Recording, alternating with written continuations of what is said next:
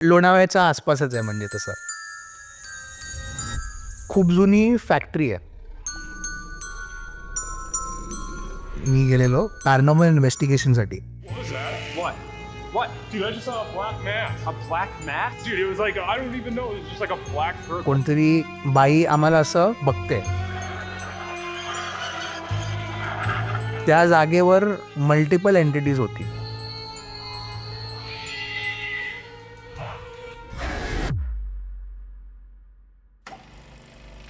पेपरची कंपनी होती. कंटिन्युअस काम चालूच असायचं. ते मशीन्स खूप मोठे होते. तर असे शिड्या लावलेल्या होत्या. म्हणजे वर्कर होता आणि बटन दाबता दाबता तो स्वतःच आतमध्ये पडला. आणि जेव्हा तो पेपर बनवून आला ना, सफ्याच्या जागी पूर्ण लाल कागद बनवला. म्हणजे त्याची हडंसुद्धा तिथे सापडली नाही. त्याची वापऱ्या. तुझ्याकडे काही रेल्वे स्टेशनच्या वगैरे गोष्टी आहेत का कोणत्या? माझ्या एक कझनची आहे. तिच्या बरोबर एक फ्रेंड होती तिची. ती बायसेक्शुअल होती and she use to like my sister. माझ्या ताईला खूप त्रास झालेला. म्हणजे अचानक चक्कर येऊन पडायची. भाई सहा. ती जी फ्रेंड होती ना, ती म्हणजे आपण नाही तर नको टाकूया ही. ती थोडीशी म्हणजे खूप सेन्सिटिव्ह आहे. ह्या कथा मनोरंजनासाठी आहे. काही लोकांचे अनुभव व काही पूर्णपणे काल्पनिकही असू शकतात. त्यामुळे कृपया यांना मनोरंजन म्हणून घ्या. या कथा आपल्या संस्कृतीचा एक भाग आहे. अगदी लहानपणी आजी आजोबांनी सांगितलेल्या गुड गोष्टींसारख्या. आमचा हेतू कोणत्याही प्रकारच्या अंधश्रद्धा किंवा भीती निर्माण करणे नाही. शेकोटी आणि भूतांच्या गोष्टी काय भारी कॉम्बिनेशन आहे ना. आणि हा माहोल जर तुम्हालाही एक्सपिरियन्स करायचा असेल तर आपण घेऊन येत आहोत नाईट आउट बाय भंकस येत्या 17 जानेवारीला, जिथे आपण कर्जत माथेरान या ठिकाणी कॅम्पिंग करणार आहोत, बॉन फायर करणार आहोत, भूतांच्या गप्पा करणार आहोत, एका गावात जाऊन राहणार आहोत. प्रॉपर एक ट्रिप असणार आहे जी आपल्याला ह्या शहराच्या दगदगीपासून लांब नेऊन एका निसर्गाच्या सानिध्यात मस्त ते जुने दिवस जे होते आपले. जर तुम्हालाही हा नाईट आउट एक्सपिरियन्स करायचा असेल तर ह्या नंबरवर व्हॉट्सॲप करा किंवा डिस्क्रिप्शनच्या पहिल्या लिंकवर क्लिक करा. तेथे तुम्हाला सगळी माहिती, प्रॉपर आयटिनरी, तिकीट प्राईस आणि त्या सगळ्या गोष्टी तुम्हाला समजतील. तर वाट कसली बघताय? आता डिस्क्रिप्शनच्या पहिल्या लिंकवर क्लिक करा आणि रजिस्टर करा. कारण खूप लिमिटेड सीट्स आहेत, खूपच जास्त, 10-15 असतील. तर अजिबात वेळ घालवू नका आणि आता रजिस्टर करा. हॅलो हॅलो हॅलो मंडळी, कसे आहात तुम्ही? स्वागत आहे तुमचं भंकसच्या परत एकदा एका नवीन एपिसोडमध्ये. अथर्व आपल्यासोबत आहे. अथर्व भाई, कसा आहेस तू? मस्त अर्गी. कसा आहेस तू? मी पण एकदम छान भाई. तू एवढ्या महिन्यानंतर येतोयस तर तू बऱ्याच स्टोरीज, बऱ्याच एक्सपिरियन्स आणि बऱ्याचशा गोष्टी आणल्यास, तर आपण त्याच्यावर आज बोलणार आहोत भाई. तर यावर्षी मला वाटतं सप्टेंबरमध्येच मी गेलेलो एका पॅरानॉर्मल इन्व्हेस्टिगेशनसाठी. पॅरानॉर्मल भूत शोधायला गेलेला प्रॉपर. आणि ते गेलो पण म्हणजे खूप चांगले माझे मित्र आहेत. दे आर पॅरानॉर्मल इन्व्हेस्टिगेटर्स, ऑफिशियल आहेत ते म्हणजे बेसिकली. ओके. आणि म्हणजे माझं खूप टाईमापासून म्हणजे होतं, म्हणजे एक गेली 3-4 वर्ष जेव्हापासून मी एकदम प्रॉपर हॉरर इव्हेंट्स वगैरे केला, मी नेहमी असं वाटायचं की यार चला आपण स्टोरीज वगैरे तर बोलतोच है ना, स्टोरीज बोलतो आपण, ऐकतोसुद्धा, आपलेसुद्धा एक्सपिरियन्स असतात. पण ते एक्सपिरियन्स कसे असतात की हा चला आपण कुठल्या आउटिंगला गेलो आहे, मित्रांबरोबर गेलो आहे आणि मग तेव्हा अचानक घडलं असं होतं.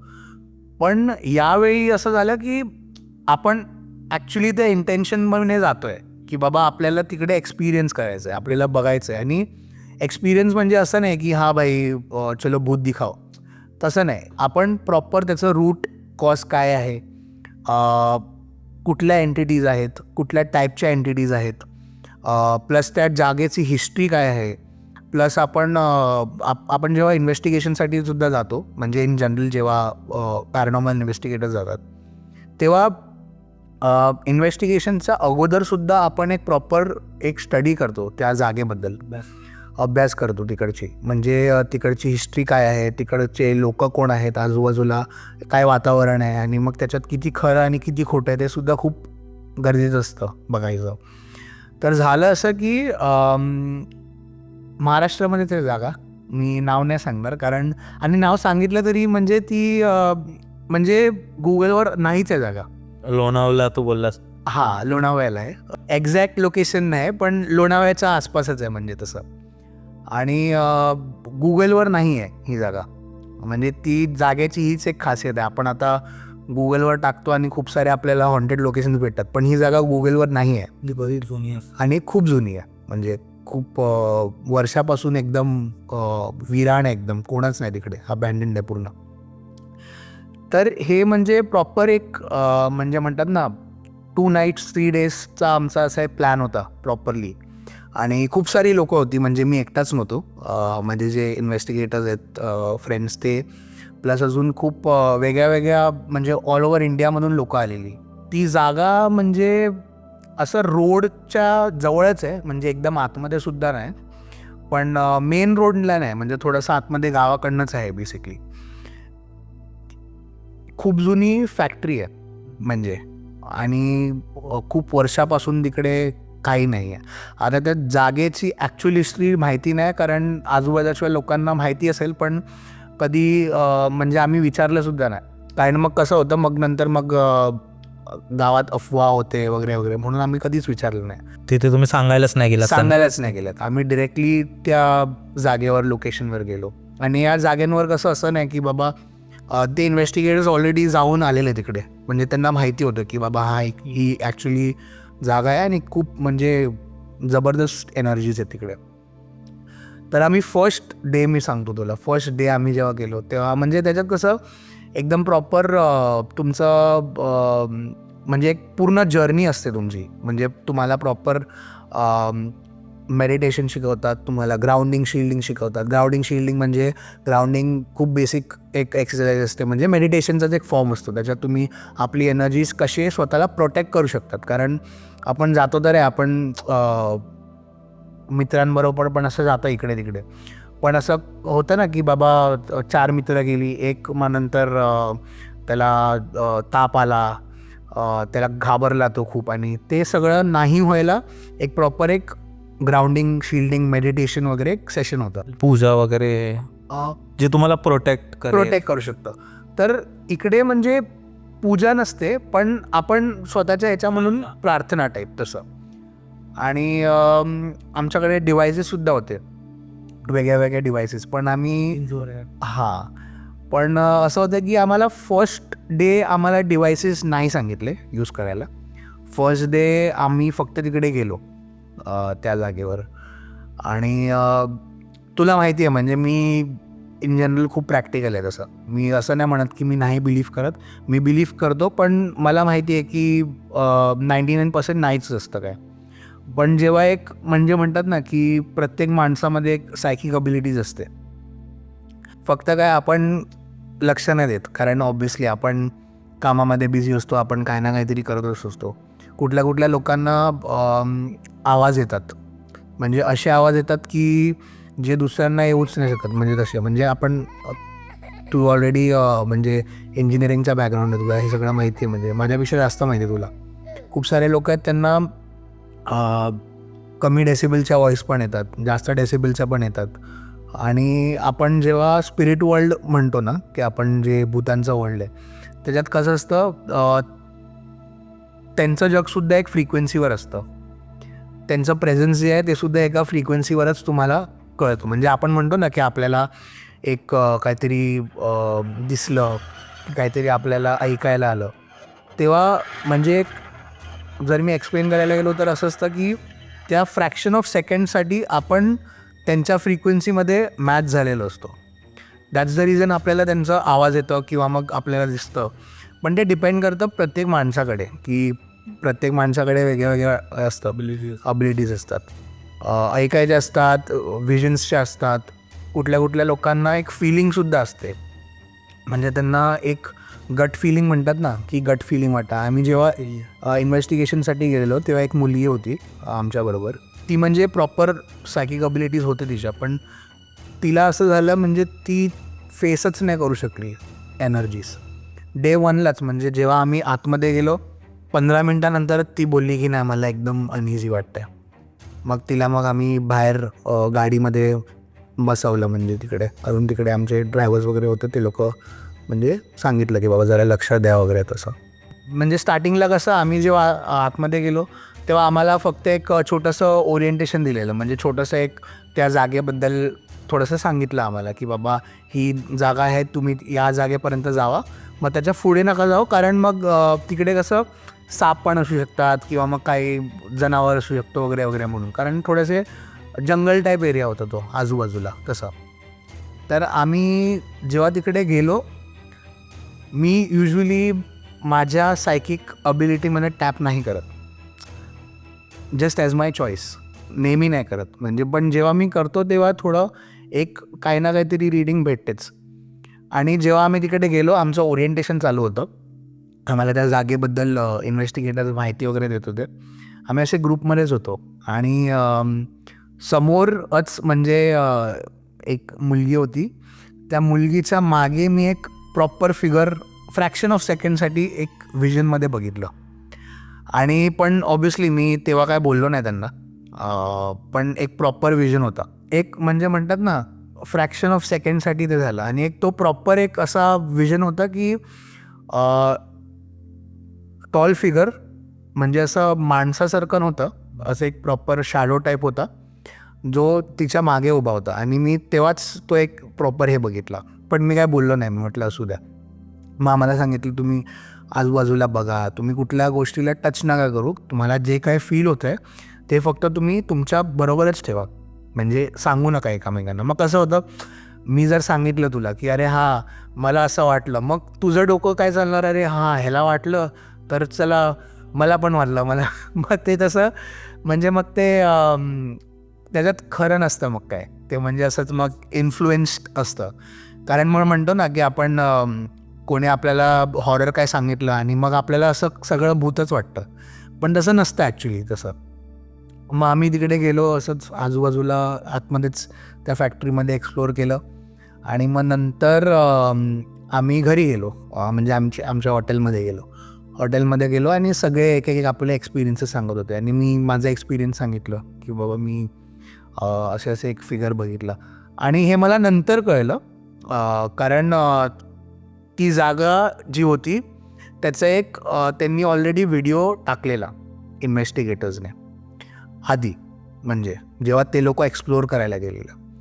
आणि ज्या स्पॉटला मी तो फिगर बघितला, तो एक शॅडो बघितला, त्या सेम स्पॉटला त्या इन्व्हेस्टिगेटर्सला सुद्धा दिसलेला सेम फिगर सेम स्पॉटला. आणि हा मी व्हिडिओ बघितलेला सुद्धा नव्हता तो. मला नंतर कळलं की हा बाबा तिकडे सेम स्पॉटला आहे म्हणजे काहीतरी तसं. ते झालं. मग नंतर आम्ही तिकडे नेक्स्ट सेकंड नाईटला, म्हणजे जी मेन दुसरी रात्र जी होती, जी म्हणजे एकदम खूप इंटरेस्टिंग होती आमच्यासाठी. कारण तेव्हा आमच्याकडे डिव्हायसेससुद्धा होते खूप सारे वेगळे. मग तेव्हा आम्ही गेलेलो, तो त्या सेम फॅक्टरीमध्ये एक फर्स्ट फ्लोअर होता जो आम्ही फर्स्ट डेला एक्सप्लोअर नाही केलेला. आणि फर्स्ट फ्लोअरच म्हणजे खूप क्रेझी आहे. म्हणजे त्या फर्स्ट फ्लोअरमध्ये खूप सारे रूम्स आहेत असे, म्हणजे एकाच पूर्ण फ्लोअरला मला वाटतं 30-40 रूम्स असणार, छोटे म्हणजे इक्विपमेंटसाठी वगैरे तसे. आणि आम्ही तिकडे गेलो, आमचे 4-4चा एक ग्रुप बनवलेला वेगळ्या आणि वेगळ्या ठिकाणी आम्ही जात होतो. तेव्हा म्हणजे आम्ही तिकडे गेलो, फर्स्ट म्हणजे एक म्हणतात ना आपण कुठल्याही अशा जागेवर जातो, ही म्हणजे सगळ्यांना येईल फिलिंग, म्हणजे तुम्हाला सायकिक नसलात तरी चालेल तुम्ही, की आपल्याला असं हेवी वाटतं खूप. तिकडे गेल्यावर थोडंसं असं वाटतं की जागा एकदम ओपन आहे, म्हणजे खूप हाईटसुद्धा, सिलिंग एकदम खूप मोठं आहे आणि एकदम खूप स्पेस आहे तिकडे. पण तिकडे तुम्ही उभं राहूनसुद्धा तुम्हाला असं घुसमटलेल्यासारखं वाटतं की मला श्वास घ्यायला बरोबर अनइझी वाटतं, म्हणजे वाटतं. काहीतरी गडबड आहे असं. हां, पोटात दुखतं कोणाच्या. आणि झालं पण, एका मुलगी होती तिच्या पोटात दुखायला सुरुवात झाली अचानक तसं. कोणाचं डोकं दुखतं, डोकं जड होतं. हे सगळं बेसिक होतं, म्हणजे जेव्हा कुठली नेगेटिव्ह एनर्जीज असतात तेव्हा होतं. ते स्टार्ट झालं आम्हाला सगळ्यांना हळूहळू करून. आणि एक मुलगा होता, इकडचा नव्हता, तो बँगलोरचा होता. आणि तो म्हणजे आलाच त्याच्या बहिणीबरोबर आलेला. आणि त्याची बहीण जी होती ती प्रॉपर हॉररमध्ये होती की हा बाबा भूत होत आहे वगैरे. पण तो जो होता तो एकदम प्रॅक्टिकल होता. म्हणजे तो आधीच बोलला की बाबा मी विश्वासच नाही करत, मला जबरदस्ती माझ्या बहिणीने आणलं इकडे, कारण ती बोलली की तुला वाटतं ना हे नसतात म्हणून, भूतं नसतात, मी तुला घेऊन जाते, तो एक्सपिरियन्स कर फक्त. आणि तो डे 1 पासूनच म्हणत होता अरे नाही होत आहे भूत वगैरे असं बोलायचा तो. आणि तो तिकडे गेला आणि एक समोर आम्ही जायचो ना, तिकडे एक लेफ्ट साईडला एक रूम होता आणि तो जो रूम होता ना तो थोडा लांब होता, पण त्या रूमकडे सगळ्यांचं लक्ष जात होतं परत परत. कारण एकतर खूप अंधेर आहे, म्हणजे खूप काळोख आहे तिकडे, काय दिसत नाही, काय नाही. आणि तो जो मुलगा होता तो एकटाच त्या रूममध्ये गेला आम्हाला सोडून, आणि आम्हाला सांगितलेलं की तुम्ही ग्रुपमध्ये असणार तर तुम्ही ग्रुप सोडून जाऊ नका. पण हा सोडून तिकडे गेला एकटा गेला, एकटा जाऊन परत आला आमच्याकडे. परत आला तर जेव्हा तो आला परत, तेव्हापासून तो थोडासा वेगळा बिहेव करत होता. म्हणजे जिद्दी झाला. आम्ही सांगायचो त्याला की अरे एकटा जाऊ नकोस म्हणून, तरी बोलायचा हां तो क्या हो गया, मैं जाता हूँ ना, मेरे को थोड़ी ना डर लगता है वगैरे असं. आणि मग आम्ही आलो तिकडे. आम्ही एक छोटासा एक एस्टेस मेथड म्हणून एक आहे टर्म, पॅरानॉर्मल इन्व्हेस्टिगेटर्स खूप करतात ते. त्याच्यात काय होतं, कोणी म्हणजे मी नाही म्हणत की सगळ्यांना तुम्ही घरी करा वगैरे, कारण थोडंसं रिस्की होऊ शकतं. अनलेस अँड अंटिल तुम्ही कुठल्या गायडन्समध्ये करतात. त्याच्यात काय करतात तुम्ही, पॅरानॉर्मल जी जागा आहे त्या हॉन्टेड लोकेशनवर तुम्ही जाता, तुम्ही तिकडे ब्लाइंड फोल्ड करता, पट्टी लावून घेता आपल्या डोळ्यांवर आणि नॉईज कॅन्सलेशन इयरफोन्स लावतात त्याच्यात. म्हणजे त्याच्यात काय होतं की ना तुम्ही बघू शकता ना तुम्ही ऐकू शकता, काय प्रॉपर तुम्ही हे होतात. आणि जे तुम्ही हेडफोन्स घातलेले असतात त्याच्यात तुम्ही व्हाईट नॉईज लावतात, व्हाईट नॉईज प्ले करतात. व्हाईट नॉईज म्हणजे एकदम तो म्हणजे आपण जुने टी व्ही असायचे ना, त्याच्यात केबल झाल्यावर कसं ते व्हाईट ब्लॅक अँड व्हाईट असे डॉट डॉट डॉट यायचे आणि त्याचा जो आवाज यायचा, मुंग्यांचा आवाज तसा.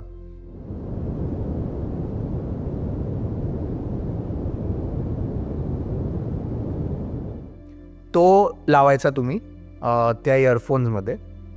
आणि त्याच्यानंतर म्हणजे त्याच्यात मी थिअरी जर सांगतो, म्हणजे त्याच्या मागे सायन्स जर मी सांगू शकतो तुम्हाला, तर त्याच्यात असं असतं की व्हाईट नॉईजमध्ये जेवढे पण फ्रिक्वेन्सीज असतात ती सगळे फ्रिक्वेन्सी एका नॉईजमध्ये तुम्हाला ऐकायला येतात. म्हणजे खूप सारी लोकं व्हाईट नॉईज फोकससाठी सुद्धा लावतात, की म्हणजे ज्यांना प्रॉपर फोकस करायचं आहे. रायटर्स खूप यूज करतात जास्त करून, नाही रायटर्स आणि क्रिएटर्स. आणि त्याच्यात व्हाईट नॉईजच्या ह्याच्यामध्ये तुम्हाला खूप रीडिंग्स भेटू शकतात, तुम्हाला व्हॉइसेस येऊ शकतात. आणि तो एस्टेस मेथड कुठल्या लोकांनी केलेला, मी सुद्धा केलेला तिकडे बसून. आणि मी जेव्हा केलेलं तर मला 4-5 रीडिंग झाल्या. फर्स्ट रीडिंग माझी होती आणि जो एक तिकडे हे होता, म्हणजे जो आमच्याबरोबर आलेला, तिकडे आम्ही क्वेश्चन अँड आन्सरसुद्धा करत होतो, म्हणजे स्पिरिट्स बरोबर.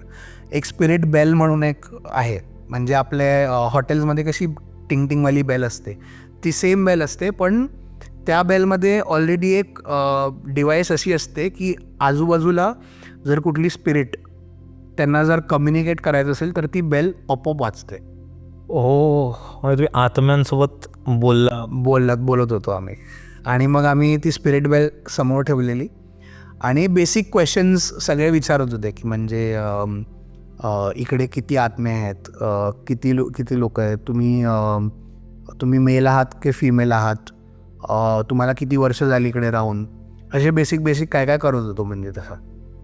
आणि एक त्याने प्रश्न विचारलेला असंच त्या म्हणजे ह्यालाच स्पिरिटलाच, की तुम्हाला पाहिजे का की मी तुमच्याबरोबर अजून बोलू.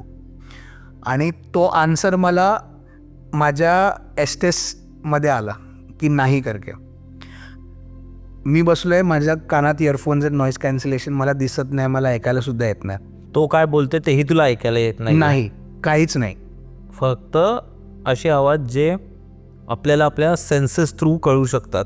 हो, करेक्ट. आणि त्याने तो क्वेश्चन तिकडे विचारला, तो प्रश्न त्याने तिकडे विचारला की तो तुला पाहिजे की मी अजून तुला प्रश्न विचारू, आणि त्याचा आन्सर मला एस्टेसमध्ये आला नाही म्हणून. आणि तो म्हणजे एकदम क्रेझीच झाला सीन, कारण सगळे लोक मग तू शॉक झाले. तुम्हाला असं होतं का की तो जो विचारतोय तुला ऐकू येत नाही आहे कारण तुझ्या कानात इयरफोन्स आहेत आणि त्यात एक तो साऊंड प्ले होतोय, पण तुम्हाला जे ऐकायला येते ते तुम्हाला बोलायचं आहे लाऊडली. हो, ओ भाई जे काही आम्हाला ऐकायला येतंय किंवा मग दिसतंय, विजन्स येत आहेत, ते तुम्ही बोला. तेव्हा ज्याने तिथे प्रश्न विचारला की मी तुमच्याशी, त्या आत्म्यांना, की मी तुमच्याशी अजून बोलू, तुला आवाज ऐकू आला नाही आणि तू बोललास. मी बोललो नाही म्हणून.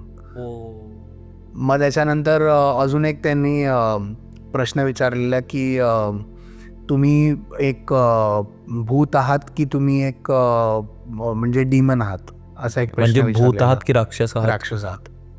आणि तेव्हा मला विजन मध्ये दिसलेलं की एक आपलं डेव्हिलचं कसं हॉर्न्स असतात, शिंग उलटे असे, तो मला एक विजन आला.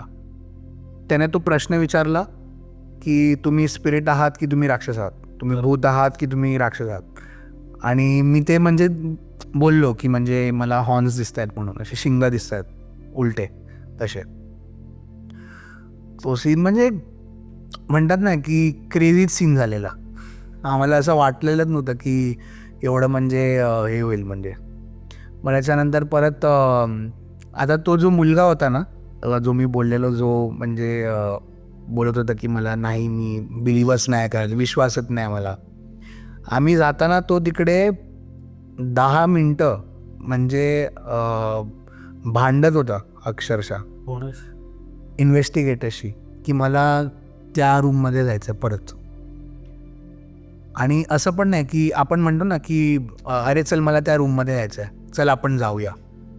तो असं बोलतच नव्हता. तो बोलला नाही मला जायचं ते तिकडे, घेऊनच चला. आणि मग आम्ही विचारत होतो की बाबा काय झालं तिकडे, म्हणजे असं तुला काय वाटलं काय, भीती वाटली काय वगैरे वगैरे वगैरे.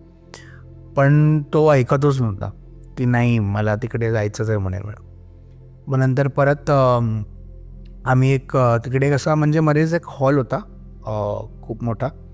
त्या हॉलमध्ये आम्ही चौघाशी उभे होतो आणि आम्ही असं डिसाईड केलं की आम्ही पुढच्या 10 मिनटं आपण काहीच बोलूया नको, आपण फक्त तिकडे उभं राहूया, डोळे बंद करूया आणि फक्त फील करूया आपल्याला काय फील होतं आहे. आणि त्या पूर्ण फ्लोअरमध्ये आम्हीच आहेत चौघं, बाकीचे सगळे लोक खाली आहेत. खाली म्हणजे ते पण दुसऱ्या ह्याच्यामध्ये, दुसऱ्या बिल्डिंगमध्ये तिकडेच. आणि आम्ही डोळे बंद करून तिकडे उभे आहेत. तर आमच्या मागे म्हणजे माझ्या मागच्या साईडला मला असं वाटतंय, म्हणजे असं फील होतं आहे की एक कोणतरी बाई आम्हाला असं सर्कल करून बघते. म्हणजे आपल्याला रोज आजूबाजूला असं फिरते कोणतरी आणि बघते म्हणजे म्हणतात ना की थोडंसं अजीब वेमध्ये बघते, वियर्ड वेमध्ये थोडीशी बघते. आणि मग सेम जो माझ्या बाजूला मुलगा होता त्यालासुद्धा तसंच वाटलं सेम, की कोणतरी एक बाई आहे. आणि हे आम्ही बोलतसुद्धा नाही एकमेकांना, हे सगळं आम्ही नंतर सांगितलं एकमेकांना जेव्हा आम्ही खाली आलो तेव्हा 10 मिनटं आम्ही फक्त गपचूप उभे होतो तिकडे. ते झालं. मग नंतर परत एक आम्हाला म्हणजे खूप वेळ असं झालं की आम्हाला एक कोणाच्या गायचा आवाज येतोय, कोणीतरी गाणं गातं आहे म्हणजे. आणि असं पण नाही की एकदम म्हणजे आम्ही कधी ऐकलेलं नसेल, एकदम असं जुनं गाणं कोणतरी गातं आहे आणि आजूबाजूला कोणीही नव्हतं तिकडे, अजिबात नाही.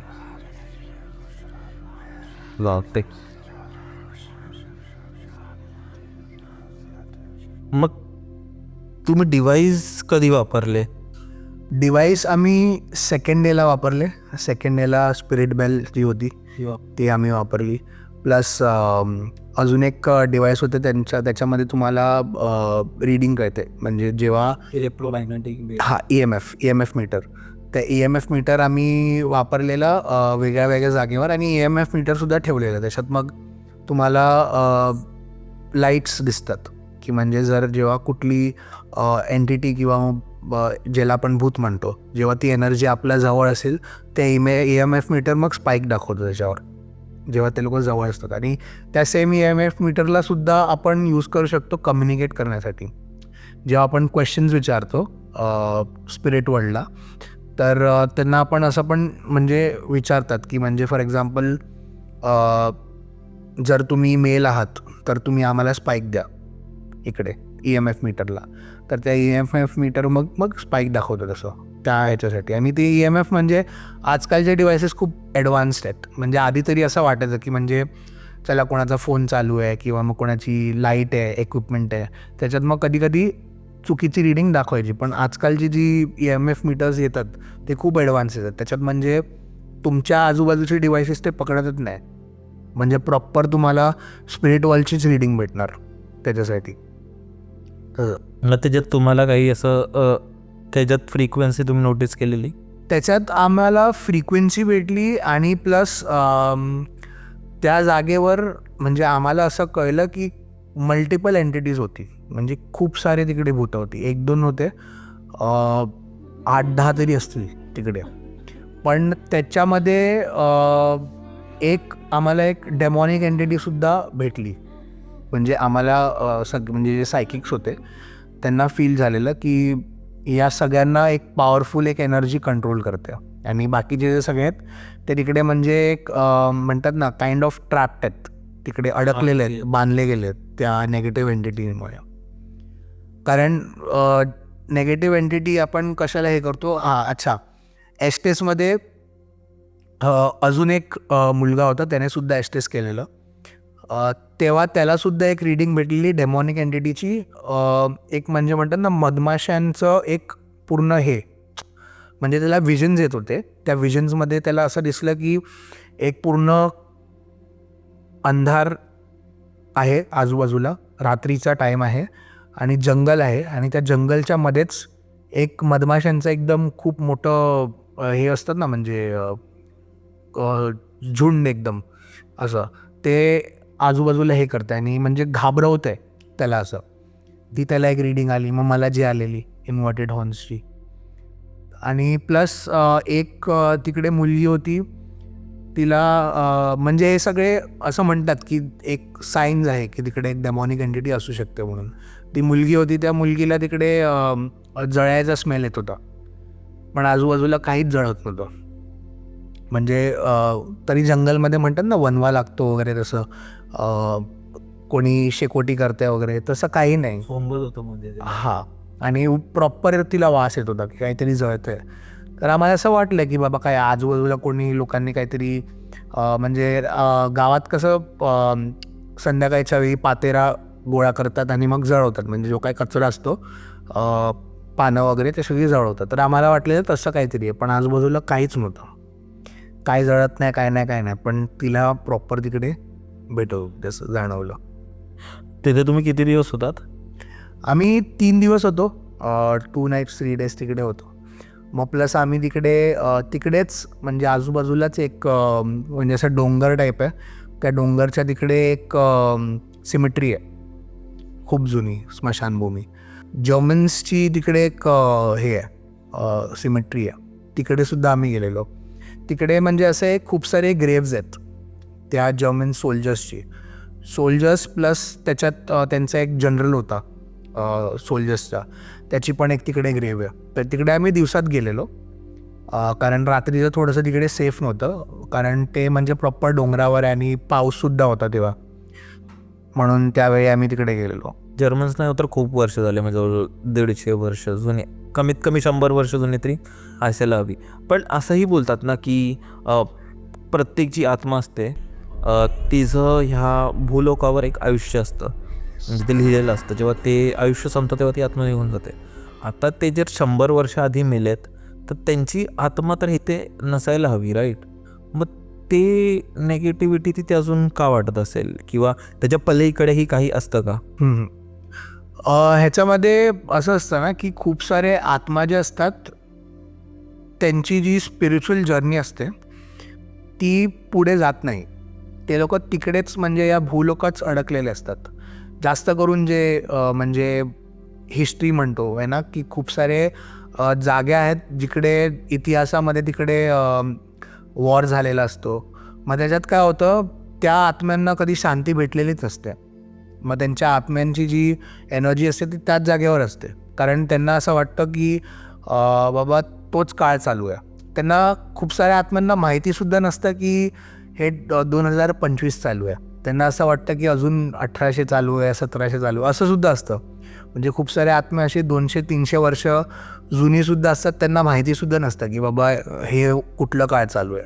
त्यानंतर मृत्यू तेवढा भयानक होता. मृत्यू तेवढा भयानक होतो. प्लस मग त्याच्यात असं होतं की म्हणजे जर मी थोडं देवाच्या पर्स्पेक्टिव्हने सांगितलं, देवाच्या दृष्टिकोनाने सांगितलं, तर एका आत्म्याला मुक्ती द्यायला खूप एकदम पॉवरफुल चांगली एनर्जी पाहिजे असते, ज्याला आपण देव म्हणतो. देवाच्याच हातात असतं की त्या ह्याला तुम्ही मुक्ती देऊ शकता की नाही देऊ शकता. किंवा मग कुठला जर संत वगैरे असला, जे म्हणजे खूप ॲडव्हान्स लेवलचे संत असतात, ते त्या आत्म्याला मुक्ती देऊ शकतात. पण जर त्या आत्म्याला मुक्ती नाही भेटली असेल तर मी आत्मा तिकडेच वावरत असते. मी मागे ना एक हे पण वाचवतो, म्हणजे थोडं रिसर्च करत होतो आपल्या गरुड पुराणाबद्दल, आणि तिथे मी बघत होतो की जे आपले माणूस मिळतो, त्यावर व्हिडिओही बघितला आहे, तुम्ही बघू शकता, आय बटनमध्ये असेल, नंतर बघा म्हणजे ह्या पॉडकास्टच्या. तर त्याच्यावर मी वाचत होतं की एक जी आत्मा असते, म्हणजे एक व्यक्ती असते जिचा मृत्यू होतो, तर जे 13 दिवस असतात ना, ते खूप जास्त महत्त्वाचे असतात. प्रत्येक दिवशी त्यांचा जो परिवार असतो ते पूजा करते. जसं आपण बोलतो ना 10वा 12वा, प्रत्येक एक दिवसाचा एक वेगळा महत्त्व असतो. त्यांचा जो परिवार आहे ना, तो त्यांना दर दिवशी अन्न देतो, दरचे त्यांना आवडीचे त्यांचे पदार्थ देतो, किंवा दर दिवशी काही ना काही सुरू असतं. तर ते का सुरू असतं ना, की जी आत्मा आहे, ज्याने आता शरीर सोडलं आहे, त्याला ती जी आता मार्गावर आहे, की ती आता काय बोलतात हेवनमध्ये जाणार, आपले स्वर्गात जाणार की नरकात जाणार, आणि ती जो मोक्षाचा जो मार्ग आहे ना, तो खूप कठीण असतो. तिथे भरपूर राक्षस असतात, भरपूर गोष्टी असतात. तर त्या आत्म्याला शक्ती मिळावी म्हणून आपण इथून अन्न पुरवत असतो त्याला, म्हणून आपण त्याला ती ताकद देत असतो, म्हणून पूजा करत असतो, म्हणून त्यांची आपण आठवण काढत असतो, आणि बऱ्याच गोष्टी होत असतात. तर भरपूर ठिकाणी आता हे म्हणजे खरोखर आता तू बोललास की तू प्रॅक्टिकल आहे, मी पण खूप जास्त प्रॅक्टिकल आहे. मी प्रत्येक गोष्टींना 2 बाजूनी बघतो. म्हणजे इव्हन आपण पॉडकास्ट करतो तर मी त्यांना गोष्टी म्हणून बघतो, पण बऱ्याच वेळी अशा गोष्टी होतात, स्पेशली जिथे मृत्यू झाले, ज्या घरी मृत्यू झाले, तिथे लोकांना जाणवतं. ते 13व्या दिवसापर्यंत तो माणूस असतो तिथे, त्याची आत्मा असते तिथे, आणि ती जाणवते. इवन हे आमच्या घरी झालं आहे, आणि त्याचं उत्तर कोणाकडेच नाही आहे की काय आहे, पण आहे. दरवाजे ठोकण्याचे आवाज येतात, तुमच्या माळ्यावर कोणतरी चालतं आहे त्याचा आवाज येतात, बऱ्याच गोष्टी. जो व्यक्ती म्हणजे ज्या मुलांनी म्हणजे ज्यांनी अग्नी दिलेली असते, ज्यांनी ते सगळं त्यांना अंतिम संस्कार केले असतात, म्हणजे तो विचित्र वागतो माणूस, त्याला वेगवेगळे स्वप्न येतात, म्हणजे तो पूर्ण परिवार झटत असतो त्या आत्म्यासाठी. तर जसं तू बोललास की मे बी ज्यांचं असं आपत्कालीन मृत्यू झालं आहे, त्यांचे अंतिम संस्कारच नसतील झाले, त्यांचे जे लास्ट रिच्युअल्स असतात ते झालेच नसतील, आणि त्यामुळे ते तिथे अडकून राहिले असतील. आणि मग कसं असतं की त्यांच्या बरोबर जर कुठली वाईट शक्ती जेव्हा असते, मग वाईट शक्तीसुद्धा मग त्यांना अडवून ठेवते. त्यांना मोक्षाचं मग हे नाही भेटत, मग द्वार नाही भेटत. मग त्याला एक चांगली शक्तीच हेल्प करू शकते. चांगली शक्ती, कुठला संत असले किंवा मग कुठले महात्मा असले, त्यांना जर असं वाटलं की त्यांना जर नजरेला आलं की हा बाबा ही म्हणजे आत्मा ही चांगली आत्मा आहे वगैरे वगैरे, तरच मग त्यांना मोक्षाचं हे देऊ शकतं. तसं आता तू म्हणत होतास ना की 13 दिवस आपण म्हणजे जाणवतं. तसा माझा एक मित्र होता, त्याची आजी होती गावाला. तर त्याची आजी वारली, आणि म्हणजे तेच मला वाटतं काहीतरी 8व्या की 9व्या दिवशीच तो मग रात्रीचं म्हणजे टॉयलेटला गेला, आणि टॉयलेट कसं थोडंसं लांब होतं, म्हणजे त्यांच्याच ह्याच्यामध्ये होतं, त्यांच्याच घरच्या आजूबाजूला होतं, पण थोडंसं म्हणजे चालावं लागायचं. एक पडवीत बोलतात, पडवीत, हां, मागच्या दाराला पडवीत, तसं तिकडे होतं. मग तिकडे तो गेलेला, आणि त्याची आजी जेव्हा होती तेव्हा आजी म्हणजे खूप म्हणजे वय झालेलं आजीचं. तर त्या आजीला कसं म्हणजे त्याची मम्मी वगैरे ते लोक काय करायचे, डेटॉलने तिला मग आंघोळ घालायचे, म्हणजे सो दॅट डेटॉलच्या पाण्याने म्हणजे हां डेटॉलच्या पाण्याने म्हणजे कसं कुठलं इन्फेक्शन नको होऊ देत वगैरे वगैरे आणि त्याच्यासाठी. साबणापेक्षा इझी पडायचं. हां साबणापेक्षा पण इझी. आणि मग मला वाटतं 8व्या की 9व्या दिवशी तो मागच्या दाराला गेलेला, त्याला वॉशरूमला जायचं होतं. आणि तेव्हा अचानक त्याला असं म्हणजे डेटॉलचं हे आलं, सुगंध आला. आणि आजूबाजूला कोण म्हणजे डेटॉल कोणी लावलंच नव्हतं. म्हणजे त्या लोकांनी अक्षरशः म्हणजे जेव्हा त्याची आजी गेली मग सगळे जे काय सामान होतं ते सगळं त्यांनी फेकून दिलेलं म्हणजे तसं. पण त्याला तो म्हणजे वास तिकडे आलेला. आणि मग तेव्हा घरी जाऊन त्याने सांगितलं की बाबा मला मागच्या दाराला गेलेलो, अचानक मला असं डेटॉलचा स्मेल आला म्हणून. बापरे. असं पण असतं. बऱ्याच गोष्टी अननोन आहेत. इवन मी ते बघत होतो ना भाई, की आता जसं तू बोललास की खूप खूप ठिकाणी खूप गरजेचं असतं ते होणं. इवन आपण मागे आता बोललेलो, पण ते एक ॲक्टर होते ना हॉलिवूडचे, सिल्व्हस्टर स्टॅलोन, त्यांचा जेव्हा मुलगा अब्यूजने मेला होता, तर तो कित्येक दिवस त्या लोकांना माहितीच नाही की तो मेला आहे. जेव्हा तो आउट ऑफ कॉन्टॅक्ट झाला किंवा खूप दिवस त्यांनी कॉल नाही उचलला, तेव्हा माहिती पडलं की हा मेला आहे. आणि तेव्हापासून त्याचे ख्रिश्चन पद्धतीने त्या लोकांनी ते सगळं केलं, पण शेवटी त्यांना नाही त्यात कधी त्यांना त्या सिल्व्हस्टर स्टॅलोनला स्वप्नात यायचा तो. मग शेवटी एक तिकडे पण माहिती आहे ना, तिकडे सगळीकडे आपलं हिंदू धर्म म्हणजे लोक तर आहेत सगळीकडे. मग त्यांचे कोणतरी मित्र होते किंवा कोण होतं मंदिरात वगैरे, त्यांनी सांगितलं की ह्याचं तुम्ही अंतिम संस्कार इथे करा, हरिद्वारला करा. आणि तिथे त्याचा अंतिम संस्कार केलं, तेव्हा त्यांना तो स्वप्नात यायचा बंद झाला. तर ते पण असतं की खूपदा ती आत्मा येऊन आपल्याला सांगत असते. पण मला तुला विचारायचं आहे भाई, की जिथे तुम्ही त्या लोणावळ्याला तिथे त्या फॅक्टरीमध्ये गेला होता, तर तिथे नक्की तिचा इतिहास काय आहे?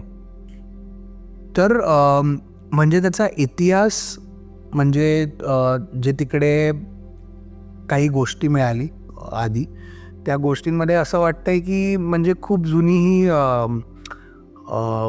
आपल्या कपड्यांचं आपण डाय करतो ना कपडे, त्याचं केमिकल असतं. म्हणजे केमिकलची एक फॅक्टरी होती ती खूप आधी.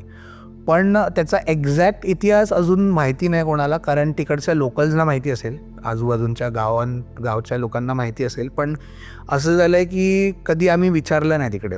कारण मग कसं होतं, मग गावची लोकं पण मग म्हणतात थोडंसं की बाबा हे लोक काय करतात तिकडे नेमकं, किंवा मग अलाव नाही करणार, मग थोडं लिगल इश्यूज वगैरे होऊ शकतात. म्हणून मग त्याच्यासाठी कधी तिकडे आम्ही विचारलं नाही आजूबाजूच्या लोकांना की बाबा नेमकं तिकडे काय.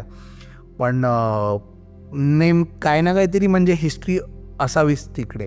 कारण असं पण नाही की बाबा एकदम आतमध्ये म्हणजे प्रॉपर, जर आता ती जागा जर कोणी घेतली तर एकदम चांगल्या लोकेशनला आहे ती जागा.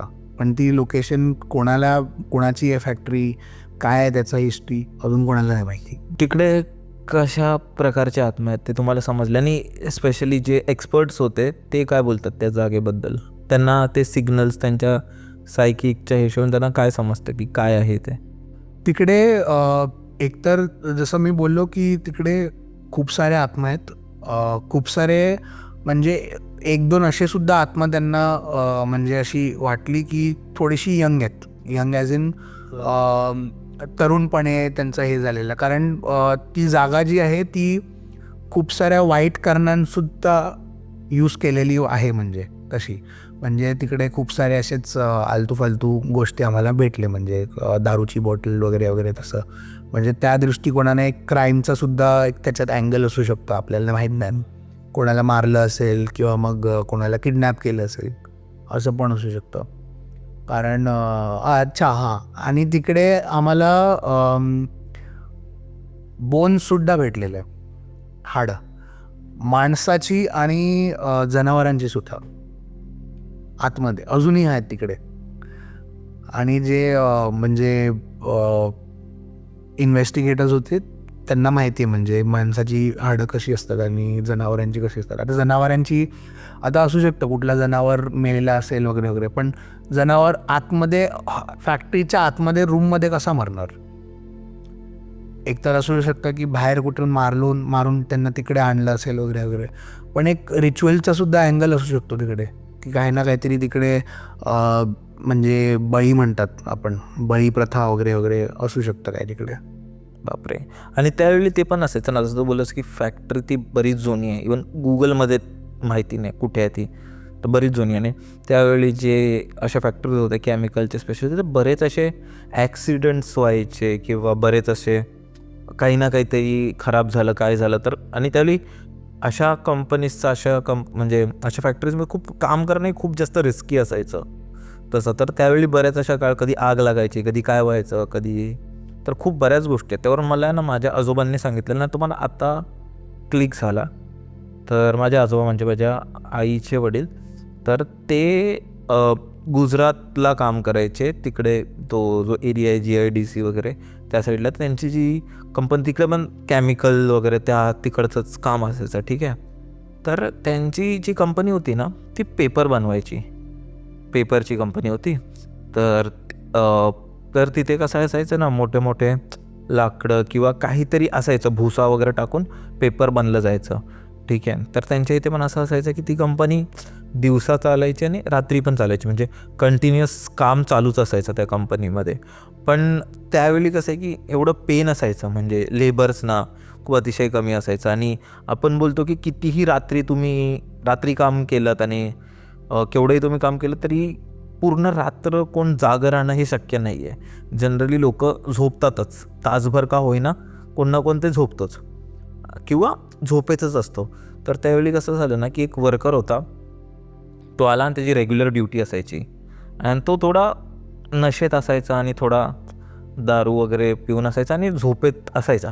पण त्याला कसं तर सवयच झालेली, डिफिकल्ट काम होतं, सामान आणायचं, हे करायचं आहे, ते कठीण काम होतं. आणि त्यामुळे त्याला असं वाटायचं की अशा कामाला जे जनरली दारू वगैरे पितातच, एक नशेच्या त्या एक वेगळ्याच झोनमध्ये असतात ते लोक.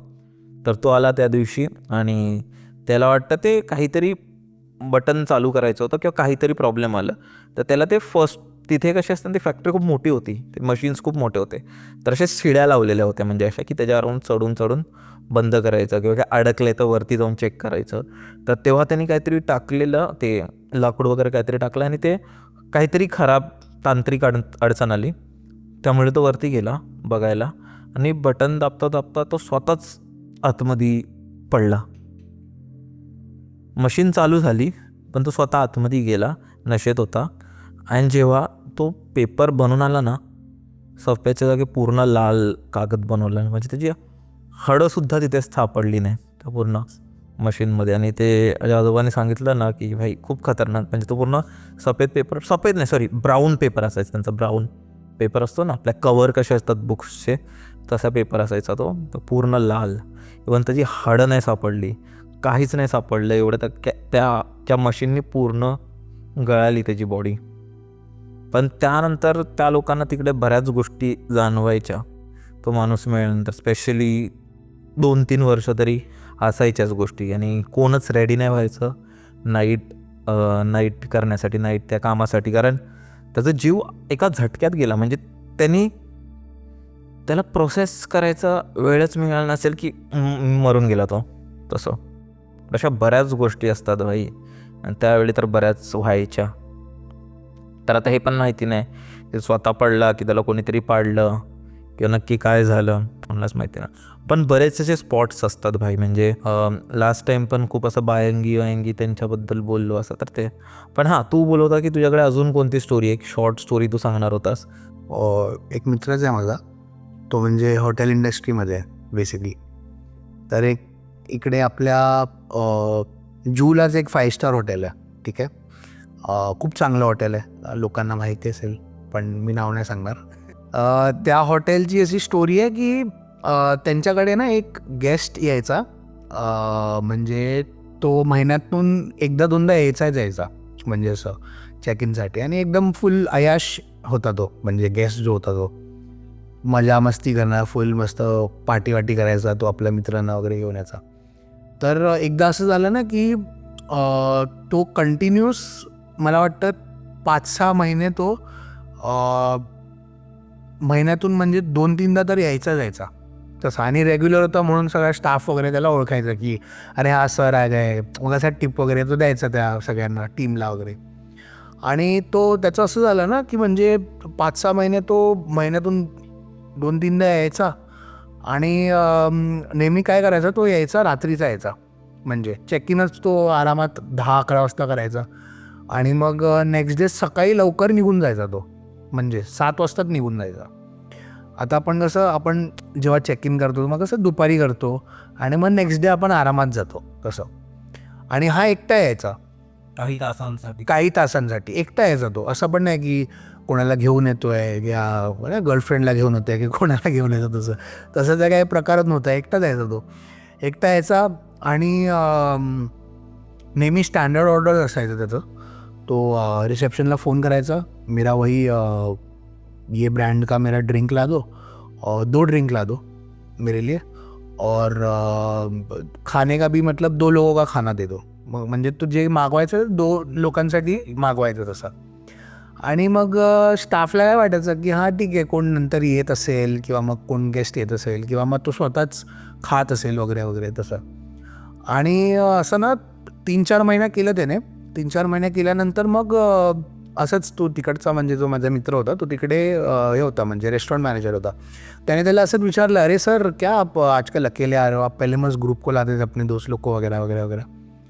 तो बोला कि नहीं मैं आता हूँ ना, मेरे साथ में एक दोस्त आता है. तो बोले दोस्त किधर आता है सर, आप तो अलग अकेले आते हो हमेशा, तुम्ही नेहमी एकटा यायचा, तुम्ही थोडी ना कोणाला घेऊन येतात. मग तो नेहमी एकदा असं झालं की त्यांचाच एक म्हणजे रेस्टॉरंटला एक हे होता जो त्याचं जेवण घेऊन जात होता वरती, जेवण आणि त्याचे ड्रिंक्स होते ते घेऊन जात होता. तो आला, त्याने बघितलं आतमध्ये हॉटेल रूममध्ये तो तिकडे बेडवर बसला आहे आणि समोर बेडवरच म्हणजे एक ग्लास त्याच्याकडे ठेवला आहे, एक ग्लास समोर ठेवला आहे आणि जेवण पण थोडंसं त्याच्याकडे ठेवलं आहे आणि थोडंसं समोर ठेवलं आहे आणि समोर कोण बसलेलंच नाही. आणि तो तिकडे बसला आहे आरामात असा. आणि तो बोलतोय कोणाकडे तिकडे. आणि तो वेटर म्हणजे तो आलेला तो असं बघायला लागला त्याच्याकडे. मला करतोय काय, म्हणजे कारण ड्रिंक्स पण तो 2 लोकांची मागवायचा आणि जेवणसुद्धा 2 लोकांची मागवायचं. मग एकदा असंच म्हणजे हॉटेल स्टाफने खूप नोटीस केलं त्याला, म्हणजे 1-2 महिने तर असं नोटीसच केलं की बाबा हा करतोय तर करतोय काय. आणि नेहमी जेव्हा हे लोक म्हणजे हा जेव्हा चेकआउट करायचा सकाळी आणि जेव्हा मग हाऊसकीपिंगचा स्टाफ यायचा म्हणजे क्लिअरन्स वगैरे करायला, तेव्हा बघायचं तर त्याचा ग्लास नेहमी खाली असायचा, त्याचा प्लेट नेहमी खाली असायची आणि समोर जी प्लेट आणि ग्लास ठेवली ती तशीच असायची, जशी आणली तशीच असायची, कोणी खाल्लेलं नाही काय नाही काय नाही. आणि मग एकदा असंच तो म्हणजे तो रेस्टोरेंट मॅनेजर होता माझा फ्रेंड, त्याने असंच विचारलं, अरे सर आप ऐसे क्या है, मतलब आपको मैं देख रहा हूँ 2-3 महीने से आप रात को लेट आ रहे हो और खाना भी मंगा रहे हो तो 2 लोग के लिए मंगा रहे हो. तर तो बोला कि अरे मैं मेरा दोस्त रहे ना मेरे साथ में, दोस्त भी तो आता है मेरे. बोले सर किस दोस्त की बात कर रहे हो आप, कोणाबद्दल बोलताय तुम्ही. म्हणजे नेहमी आम्ही तुम्हाला बघितलं आहे, तुम्ही 2 लोकांचं जेवण मागवता, 2 लोकांचं ड्रिंक्स मागवता, पण नेहमी समोरची ड्रिंक नेहमी फुल असायची, जेवणसुद्धा तसंच तसंच असायचं. बोले क्या बात कर रहे हैं, ऐसे मत बोलो, मेरा दोस्त है, उसका नाम ये है वो है वगैरे वगैरे. आणि मग नंतर त्याने असंच त्याला एकदा CCTV दाखवलं त्या रेस्टॉरंट मॅनेजरने, लॉबीची म्हणजे जेव्हा रिसेप्शनची CCTV दाखवलं. आणि त्या CCTVमध्ये नेहमी तो एकटाच असायचा, पण त्याला असं कोणतरी दिसायचं की तो त्याच्याबरोबर असायचा. आणि ज्या दिवशी मग त्याने फुटेज बघितली त्या दिवशीपासून तो कधी आलाच नाही तिकडे घाबरून. हे असं खूपदा होतं भाई, म्हणजे हे माहिती नाही की त्यांचं भास होतं किंवा खूपदा असं हेही बोलू शकतो की आपण त्यांना मेंटल इलनेस असू शकतो, थोडे मानसिक रोगी असू शकतात ते. पण मी आहे ना, आपण एकदम सुरुवातीला पॉडकास्ट केला होता आणि तेजस नाव होतं त्या व्यक्तीचं, 2 वर्ष झाले असतील. तर तो मर्चंट नेव्ही ऑफिसर होता आणि ही मुलुंडची हॉरर स्टोरी आहे, ठीक आहे. तर काय आलेलं ना की तो मर्चंट नेव्हीमध्ये होता, तेजस मर्चंट नेव्हीमध्ये होता आणि तो 6 महिन्यानंतरच यायचा, 6 महिने वर्षानंतर तो त्याच्या घरी यायचं, जसं त्यांचं युज्युअल असतं ना. तर काय आलं की तो 6-7 महिन्यानंतर घरी आला होता आणि त्यांनी प्लॅन केलं की अरे आज मी आलो आहे, वेळ आहे मला, मी माझ्या सगळ्या मित्रांबरोबर फिरतो, जरा चिल मारतो. त्यांनी सगळ्या मित्रांना वगैरे कॉल लावला तर सगळे बिझी होते. तर तो कंटाळला शेवटी, एरियात फिरला इथे तिथे गेला, इथून जणांना भेटला आणि बोर झाला. तो बोर झाला. त्याने विचार केला की अरे कंटाळा आला, मी घरी जातो परत. घरी जातोय तर घरी येता आणि त्याला जाऊन मित्र भेटला, त्याचं नाव मंगेश होतं, ठीक आहे. तर मंगेश भेटला त्याला आणि तो बोलू लागला की अरे कसं आहेस तेजस, काय आहेस, असं तसं. बोलला ठीक आहे मी, तू कसं आहेस काय. तो बोलतो मी पण चांगला आहे. बोलतो चल ना आपण जाऊया, पार्टी करूया. तो बोलतो की अरे मी आता आलो आहे, तर आता कसं पार्टी करू आपण, नंतर उद्या जाऊ, उद्या आता मी सगळ्यांना बोललो आहे तर तू पण आहे ना. तर तो भाई त्याला फोर्स करायला लागला की भाई नाही, तू चल आताच चल, बघ मी उद्या तुला भेटणार नाही, आताच चल, आता तू कधी येणार नाही, आता तू परत जाशील आणि मग आपलं नाही भेटणं होणार, आता आपण भेटलो आहे ना, चल मला दारू पास, असं तसं झालं. आणि मग तो कंटाळला. तो बोला की अरे एवढं काय फोर्स करतोय, तर तुला ठीक आहे चल आपण जाऊया. तर तो गेला बारमध्ये, गेला, दारू वगैरे ऑर्डर केली त्यांनी, ते दोघे पियत होते. आणि त्यानंतर आहे ना लेट झालं होतं आणि तो उठायलाच तयार नाही. आणि हे दोघे एकदम दारू पिऊन म्हणजे थोडं हे झालेले, काय बोलतात, नशा ह्यांना चढली होती थोडीशी. आणि त्यात वेटर आला आणि वेटर बोलला की सर, तेजसला बोलला की काम तुम्ही इथे या जरा. तर थांब मी भरतोय. बोललं तर बिल नका भरू, तुम्ही इथे या. त्याला तो रूममध्ये घेऊन गेला, त्यांचं जे असतं ना बॅक रूम असेल, तिथे घेऊन गेला तो. आणि तिथे त्याला बोलतो तुम्ही कोणाशी बोलताय. तो बोलतो कोणाशी का, माझा मित्र आहे समोर. तेव्हा त्याने CCTV दाखवला की तो गेल्या 2 तासापासून तो एकटाच बडबडतोय. त्याच्यासमोर जी दारू आहे ती पण तशीच्या तशीच आहे, कोण नाही पियत आहे. पण ह्याला असे इल्युशन्स येत आहेत किंवा असं काही भास होतोय की त्याला असं वाटतंय की कोणतरी दारू संपवतोय आणि त्याचा मित्र बोलतोय. तो खूप घाबरला, तो बाहेर पडला. त्याने त्याच्या मित्रांना वगैरे कॉल लावलं आणि विचारलं अरे मला मंगेश दिसला, असं तसं. तर पहिली गोष्ट त्याने मंगेशने कॉल नाही उचलला. आणि त्या मित्रांनी जो उचलला तो बोलले की भाई त्याला जाऊन 6 महिने झालेत, बापरे. तो नाही आहे या जगात. आणि तो म्हणजे तो एवढा एकदम क्लोज फ्रेंड होता, त्याच्यामुळे जेव्हा तो गेला होता ना तर एवढं कम्युनिकेट झालं नाही, कारण त्याची पण फर्स्ट शिफ्ट होती तिथे. तो पहिल्यांदाच मर्चंट नेव्हीला जात होता आणि त्या लोकांनी पण त्याला एवढं सांगितलं नाही. आणि तिथे एवढं इंटरनेट वगैरे एवढ्या प्रमाणात त्यावेळी वापरू शकत नव्हतो. एकदम जुना टाईम आहे, 2009-2008च्या काळातली गोष्ट आहे. बापरे. आणि स्पेशली हे लोक जे काम करतात ना, शिपवर काम करतात, त्यांना बरेच भयंकर अनुभव येतात. म्हणजे मी सेम एक मर्चंट नेव्ही बरोबर ते का व्यक्तीबरोबर पॉड केला होता. त्याचं असं होतं ना की ते लोक एका शिपमध्ये होते ते लोक. आणि त्या शिपमध्ये त्या लोकांना रेग्युलरली रात्री 1 ते 2च्या दरम्यान एक माणूस दिसायचा. तो त्यांच्या शिपवर बरोबर त्या 1 तासात रात्रीच्या दरम्यान पूर्ण शिप फिरायचा. तो शिपच्या एकदम टिपवर जायचा आणि उडी मारायचा.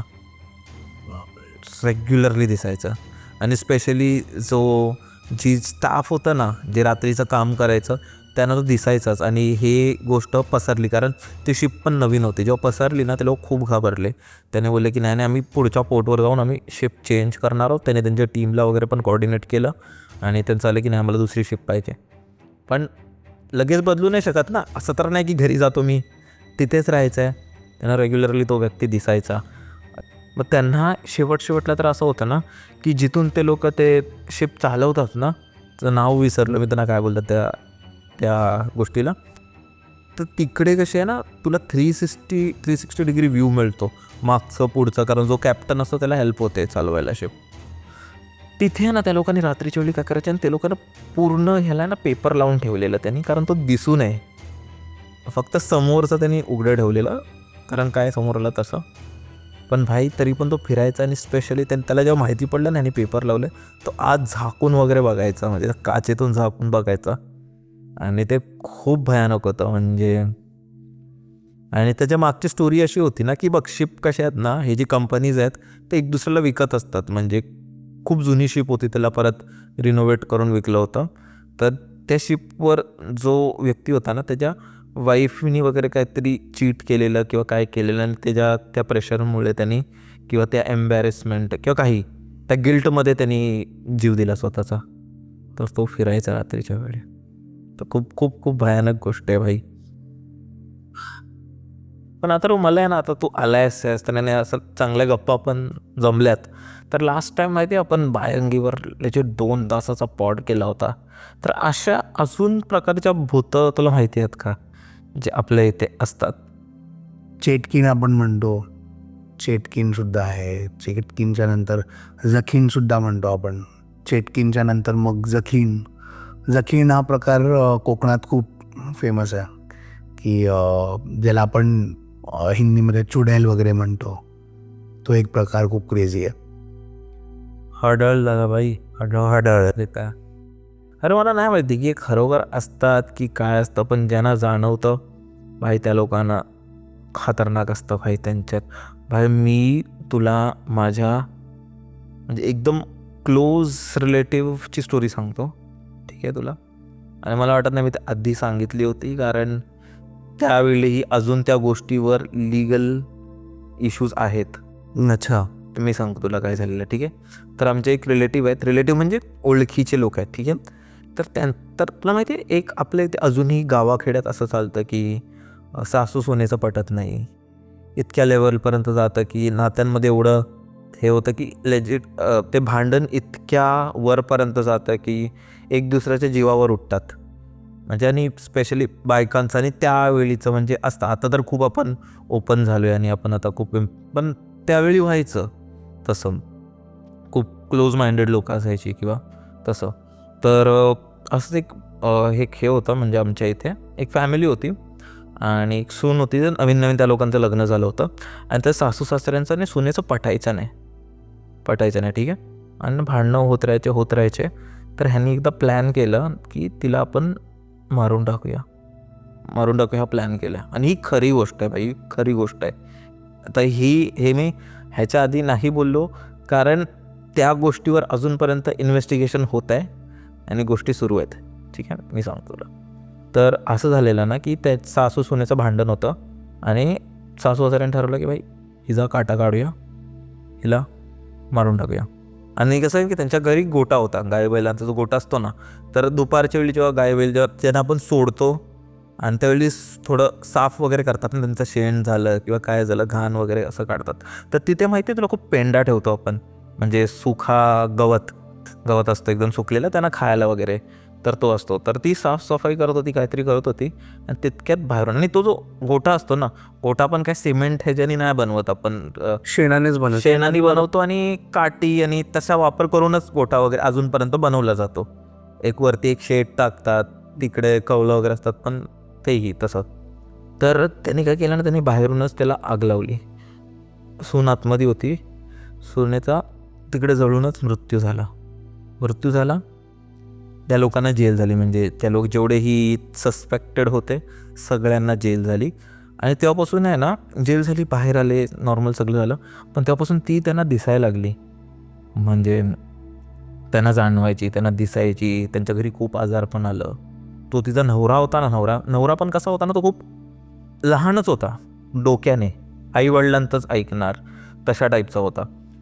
तर त्याच्यावर अशी वेळ आली ना की तो घरी झोपूच शकत नव्हता. त्याला देवळातच झोपावं लागायचं, कारण ती त्याला एवढं त्रास द्यायची घरी गेल्यानंतर. तो देवळात झोपायचा आणि देवळात पण रात्री अचानक ओरडायचा वगैरे. का? कारण ती देवळाच्या बाहेर त्याची वाट बघायची, दरवाजा ठोकायचे आणि त्या सगळ्या गोष्टी त्यावर व्हायच्या.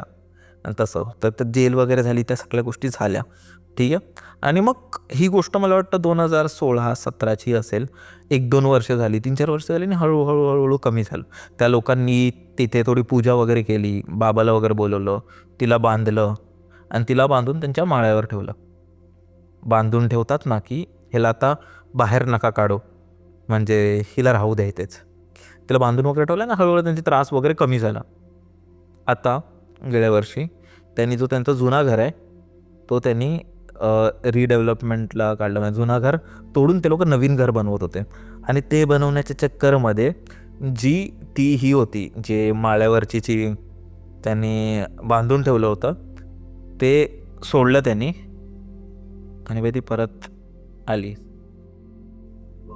मी सांगतो ज्या दिवशी त्यांचं, कारण घर आपण नाही तोडत ना, घर तोडणारे ते मजदूर लोक असतात आणि ते असं काय वेगळं असं बांधून ठेवणं म्हणजे नारळात बांधून देतात ते लोक. तर ते असंही पूजेचं वगैरे त्यांना वाटलं तर त्याने साईडला काढून ठेवलं किंवा काय झालं हरवून गेलं माहिती नाही. पूर्ण घर तुटतो तेव्हा थोडी ना आपल्याला काय लक्षात राहतं.